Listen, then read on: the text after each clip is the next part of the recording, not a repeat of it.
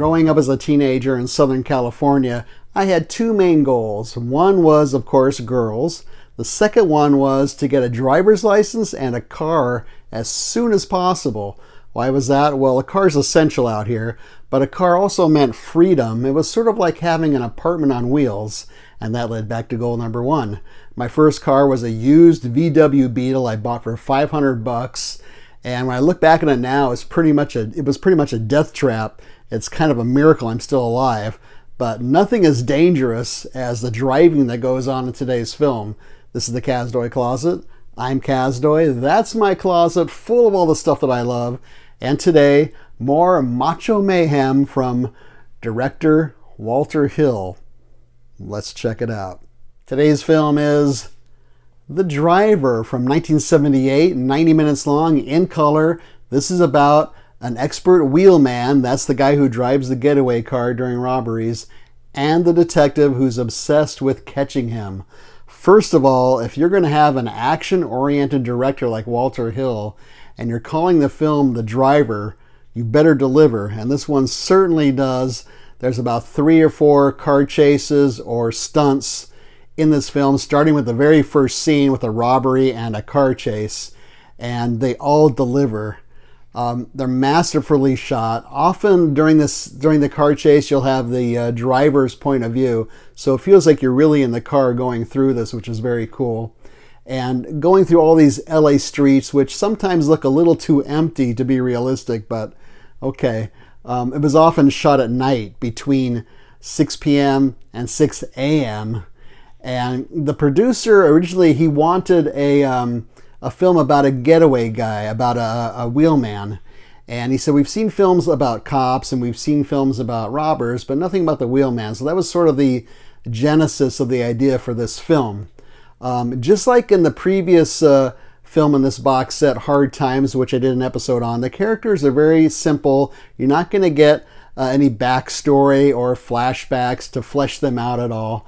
They don't even have names. The driver is called simply The Driver. The detective is called The Detective, and so on. All we know is that the detective has been trying to find this guy and catch him for a long time, and all we know really about the driver is that he likes country music, because once in a while he takes out his Craig cassette recorder and plays country music on it, one of many flashbacks to the 70s. At one point there's a grocery store and a sign in the window says eggs 69 cents a dozen, and I'm pretty sure I saw one of the streets downtown LA, parking lot said 35 cents an hour, so pretty incredible. Things have changed since then. I was also thinking once again as I watched this that this could really fit into one of those imprint After Dark neo-noir sets, because we have so many elements. Tough cops, we have a kept woman, we have robbers, we have dingy hotel rooms, double crossers, guns. The look of it is very dark for the most part visually. It reminded me a lot of the look of The Godfather. And we have locations in bars and parking garages, on rooftops. And one sequence that's very important takes place in LA's Union Station. And if you haven't been there before, walking into that Union Station, you're practically walking into a film noir, and many have taken place in that location as well. And it remains untouched since it was first built, which is a little unusual for LA for the most part. Also, the dialogue, very noirish, tough, sharp, direct, hard-boiled. The character of the driver in this film is played by Ryan O'Neal. He's very stoic, very expressionless, and he has very few lines of dialogue. I wasn't sure if he was the right guy for this role. He might be a little too soft-looking or too good-looking, but in the end I thought he was okay. This is 3 years after he made the great Stanley Kubrick film, Barry Lyndon. O'Neal got his start really in television, especially Peyton Place, which he did, I think, 500 episodes. But I was surprised to learn he was also in an episode of some of my favorites from way back when, Dobie Gillis and Leave It to Beaver. The detective is played by Bruce Dern, one of my favorite actors. I've talked about him before. He plays all the angles in this film, both sides of the law, very confrontational, pretty obnoxious, even to the point where you wonder that maybe Ryan O'Neal's character is the protagonist in this film. This is the same year that Bruce Dern was nominated as for Best Supporting Actor for Coming Home. As I mentioned, Walter Hill directed this. He also wrote the screenplay. This is his second film, comes in between Hard Times and The Warriors. My rating for The Driver, I'm going to give this one 4.5 cowboys out of 5. Not cars, cowboys. Why is that? Bruce Dern refers to O'Neill's character as Cowboy all the time. It's fast-paced, totally fun, well acted, exciting. Just a great way to spend your 90 minutes for sure. So what's on this disc? Well, as I said, this is imprint, part of that Walter Hill box set. This is the only one in that set that's 4K and Blu-ray. There's an audio commentary, which I did not listen to. There are several extras. There's a piece with Bruce Dern, where he talks about various experiences in TV and movies. There is an interview with one of the guys who plays a crook. There's an interview with our editor. There's something called Master Class with Walter Hill. That's very good. There's an interview with Walter Hill. That's very good, where he talks about his love of Westerns. In fact, the next film in that box set, The Long Riders, is a Western. And his favorite film, which is Seven Samurai.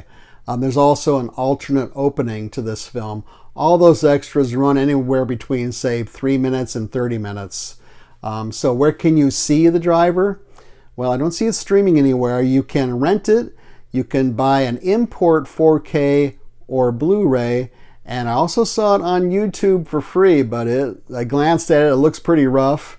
And you're going to have foreign subtitles in there all through it as well. But if that's how you want to do it, that's how you can do it. So feel free to leave a comment or suggestion down below. Have you seen The Driver? Or your favorite car chase films? People are going to compare this to Bullet, I think, which came before this. I think it's right up there as far as car chases go with Bullet, easily. Anyways, feel free to leave a comment. I'd like to thank the following people who left comments on various episodes since our last episode.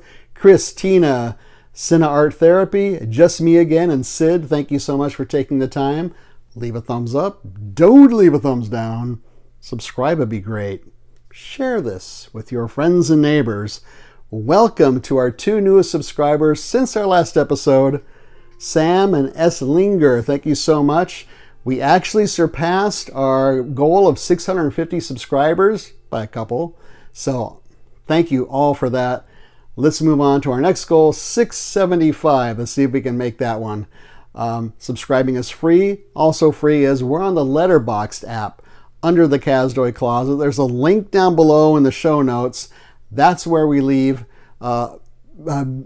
short written reviews, trying to get it out, short written reviews of other things we're watching. Most recently, The Seventh Grave, which is an Italian Gothic horror film, Venom, Let There Be Carnage, and The Burial, which is currently on Amazon Prime. So check that out too.